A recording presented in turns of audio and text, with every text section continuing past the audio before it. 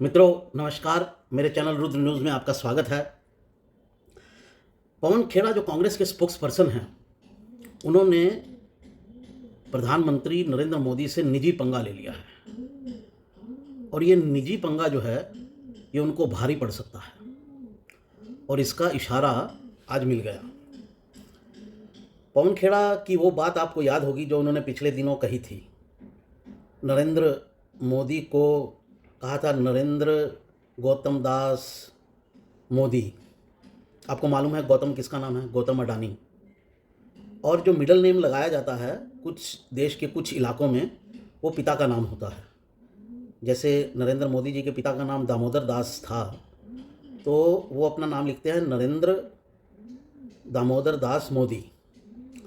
इसको पवन खेड़ा ने मजाक उड़ाने के अंदाज में या एक भद्दा मजाक जिसे कहा जाए उड़ाने के अंदाज में बोला कि नरेंद्र गौतम दास मोदी। आजकल गौतम अडानी का मामला चल भी रहा है तो वहाँ से उन्होंने उसे कैच करने की कोशिश की और एक भद्दा सा मजाक उड़ाया। इस पर क्या ज़्यादा कहा जाए। ये मामला जो है ये प्रधानमंत्री को ये बात चुभ गई है और निजी रूप से चुभ गई है और किसी के पिता के बारे में ऐसा कहना भी नहीं चाहिए, किसी के पेरेंटेज के बारे में ऐसा कहना भी नहीं चाहिए, क्योंकि तब आप उसको बहुत बड़ी गाली दे रहे हैं। उसको भी दे रहे हैं, उसके पिता को भी दे रहे हैं और उसकी माँ को भी दे रहे हैं।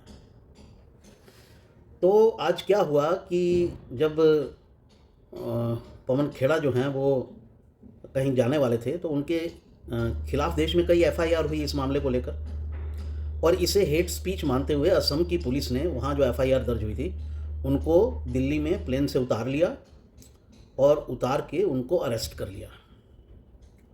ये तो भला हो सुप्रीम कोर्ट का। सुप्रीम कोर्ट जो है वो आजकल बहुत जो है वो बहुत सॉफ्ट है ऐसे लोगों के प्रति जो बीजेपी और मोदी जी की सरकार के खिलाफ हैं।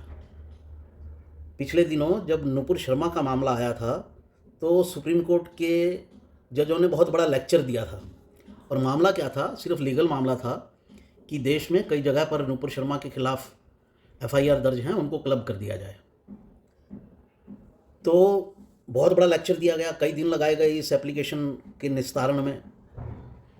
लेकिन जब पवन खेड़ा का मामला आया और कांग्रेस के एक और नेता सिंघवी साहब जो सुप्रीम कोर्ट में वकालत करते हैं, अभिषेक मनु सिंघवी, उन्होंने जब ये मामला सुप्रीम कोर्ट में रखा तो सुप्रीम कोर्ट ने जो है उनको तुरंत ज़मानत भी दे दी और सब केसेस को इकट्ठा करने की बात भी कह दी विद इन मिनट्स। जबकि नुपुर शर्मा के मामले में ये कई दिनों तक लटकाया गया था और बहुत लेक्चर दिए गए थे देश को। जैसे सारा का सारा ज्ञान जो है वो सुप्रीम कोर्ट के जजों के पास ही है, बाकी सब बेवकूफ़ हैं। तो साथियों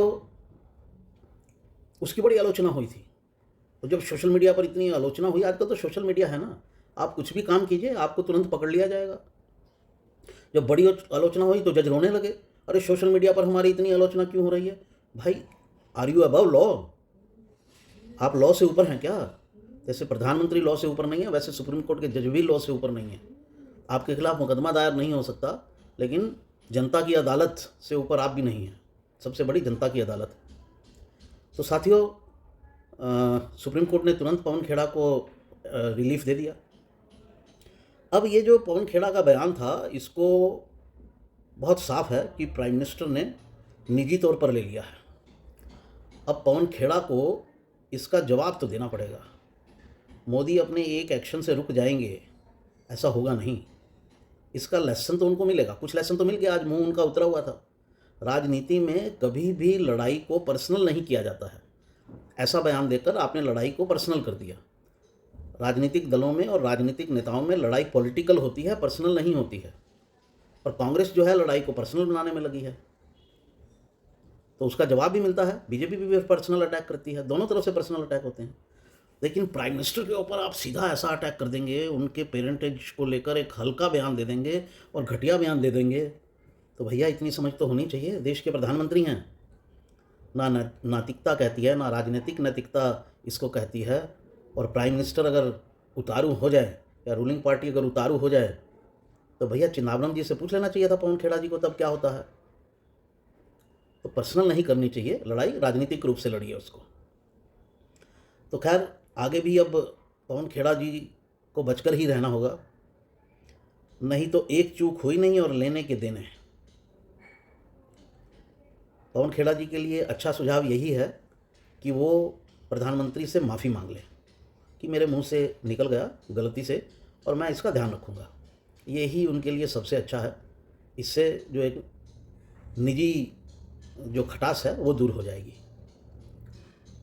नहीं तो इस देश के प्रधानमंत्री कुछ भी कर सकते हैं, कोई भी प्रधानमंत्री, और करते रहे हैं, ये कोई पहली बार नहीं हो रहा है। तो साथियों, ये था मेरा आज का वीडियो, एक सलाह थी पवन खेड़ा जी के लिए। उम्मीद करता हूँ आपको पर्सपेक्टिव में समझ आई होगी और आप इसे पसंद करेंगे, लाइक करेंगे। चैनल को अब तक सब्सक्राइब नहीं किया तो करेंगे। नोटिफिकेशन की, अगर सब्सक्राइब करते हैं, या तो सब्सक्राइब मत कीजिए, सब्सक्राइब करते हैं तो नोटिफिकेशन की बेल ज़रूर दबाइए, क्योंकि सर जब तक आप लोग हमको लाइक नहीं करेंगे हमारा उत्साह कैसे बढ़ेगा, हमारा खून कैसे बढ़ेगा। हम हर रोज़ अच्छी से अच्छी खबरें आपको कहाँ से ला के देंगे। इतनी अच्छी खबरें रहती हैं मेरे पास, लेकिन आप लोग उतना उत्साहवर्धन ही नहीं करते हैं, तो हम भी उत्साहहीन हो जाते हैं। गिनी चुनी खबरें ही आप तक लेके आते हैं स्पेशल। थोड़ा उत्साहवर्धन कीजिए तो आपको एक से एक अच्छी खबरें देंगे। तो साथियों, लाइक कीजिए, शेयर कीजिए, नोटिफिकेशन की बेल ज़रूर दबाइए अगर आप सब्सक्राइब करते हैं। तो नहीं करते हैं तो आपकी इच्छा। साथियों, फिर हाजिर होता हूँ। भारत माता की जय। वंदे मातरम।